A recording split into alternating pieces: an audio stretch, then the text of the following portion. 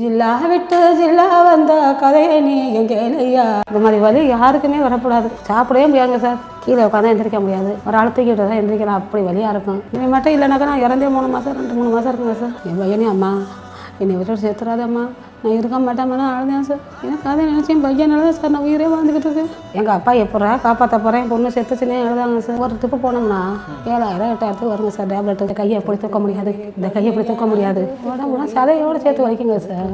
அந்த இங்கே வலிக்கும். எவ்வளோ தூரம் எடை குறைஞ்சிங்க? இப்போ வந்து 12 கிலோ குறைஞ்சி, இப்போ எடை போட்டாங்க சார். 12 kilo குறைஞ்சிருக்கேங்க sir. நான் பையை குச்சி எடுத்து ஊனிக்கிட்டு அந்த வாசப்படியை பிடிச்சிக்கிட்டு வலியை பொறுத்துக்கிட்டு நானாக பக்கத்தில் போய் பாத்திரம் போய் தந்துடுவேன் சார். சினிமா வட்டாரங்களை யாராவது உங்களுக்கு கால் பண்ணாங்களாக்கா? இப்போ நிறைய படங்கள் பாடியிருக்கீங்க, ராஜா சார் யாருமே இல்லை சார். அவங்க தகவல் அவங்களுக்கு தகவல் போணுச்சா என்னன்னு தெரியலை. ஆனால் ஒட்டுமொத்தமாக எல்லாத்தையுமே எனக்கு யாருனாலும் கலைஞர் எனக்கு வந்து பாட்டுனா உயிர். நான் பாடணும், எனக்கு மையனையும் புருஷனையும் பிள்ளையும் காப்பாற்றணும், என் பையனையும் வீட்டுக்காரன் தான் எனக்கு வந்து பாட்டுனா அவ்வளோ இப்படி உயிர். அந்த பேரை ரசிக மக்களுக்கும் உலக மக்களுக்கும் உலக தமிழருக்கும் இதை தாண்டி இலங்கை தமிழர்களும் என்னை பாட்டை கேட்டு என்னை வந்து ஆஸ்திரேலியாவில் விடவே இல்லைங்க சார். ஆஸ்திரேலியாவில் இலங்கை தமிழர்கள் நிறைய பேர் இருக்காங்க.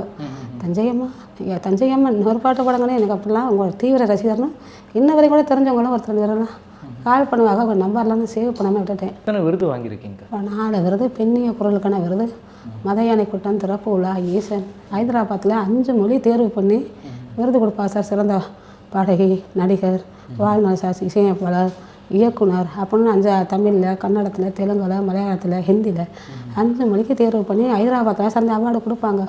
அந்த விருதுக்கு எனக்கு வந்து 4 படத்துக்கான விருது சீல்டு கொடுத்துருக்காங்க சார். அக்கா, இவ்வளோ விருதுகள் பண்ணி இவ்வளோ தூரம் பண்ணியிருக்கீங்க. உங்களுக்கு வர வருமானத்தை கூட ஊனமுற்றவங்களுக்கு, மாற்றுத்திறனாளி மக்களுக்கெல்லாம் கொடுக்குறீங்க. இந்த உடம்பு சரியில்லாத காலகட்டத்தில் பண கஷ்டம் உருவாச்சா? ஆமாம் சார். எங்கள் நிகழ்ச்சியில் முடங்கி போத்த 4-5 மாதமாக தொழிலுக்கு போனால் வருமானம். எங்கள் வீட்டுக்காரர் கால் ஆப்ரேஷன் பண்ணி 2 காலையுமே ஆப்ரேஷன் பண்ணி முடியாமல் ரொம்ப கஷ்டப்பட்டு அவர்னாலே எனக்கு கீழே உட்காந்து தூக்க முடியலை. இந்த கண்டிஷனை பார்த்து தான் நம்ம வீட்டுக்காரன் முடியாமல் நம்மளுக்கு கஷ்டப்படுறாருன்னு அம்மா வீட்டில் தம்பி தூக்கி விடுவாப்புல, அக்கானு. அப்பா தூக்க முடியாத வேசனவங்க அம்மா தூக்கி விடுவாங்க. இப்படி நமக்கு அங்கே போயிடுவான். அங்கே போய் அப்பா வீட்டில் பார்த்து சார். இப்போ நம்ம தஞ்சாவூரில் இல்லாமல் நான் போய் அம்மா வீட்டில் வர 3 மாதமாக இருக்கேங்க சார். 3 மாதம் இருக்கே பையன் நடமாடிட்டேன், வாடி மாத்திரையை போட்டுக்கிட்டு. இப்போ 3 மாதமாக பெட்டில் புதுக்கோட்டை சிஹெச்சில் இருந்ததுலேருந்து அம்மா வீட்டில் இருக்கேன் சார். படுக்கையாக இருக்கும்போது நீங்கள் சொன்னீங்க பாத்ரூம்லாம் போக பையன்லாம் கூப்பிட்டு போவான்னு. ஆனால் எல்லா காலகட்டத்தையும் பையன் கூப்பிட்டு போவானான்னு தெரியாது. சில டைம் சடனாக உங்களுக்கு ரெஸ்ட் ரூம் போகணுன்னா யாரும் கூட இருக்க மாட்டாங்க. நான் பையை குச்சி எடுத்து ஊனிக்கிட்டு அந்த வாசப்படியை பிடிச்சிக்கிட்டு வலியை பொறுத்துக்கிட்டு நானாக பக்கத்தில் போய் பாத்திரம் போய் தந்துடுவேன் சார். பையனே சின்ன பையன் ஆச்சுமா, வேறு யாரும் கூட இருந்து பார்க்கல? வேறு எல்லாம் 5-6 பொண்ணு என்னோட பிறந்தவங்க. என்னை சேர்த்து 6 பொண்ணு. ஒரு தம்பி தான். தம்பி வந்து ஆலங்குடிக்கு ஒரு வேலைக்கு போயிடுவார், ப்ரைவேட் கம்பெனிக்கு.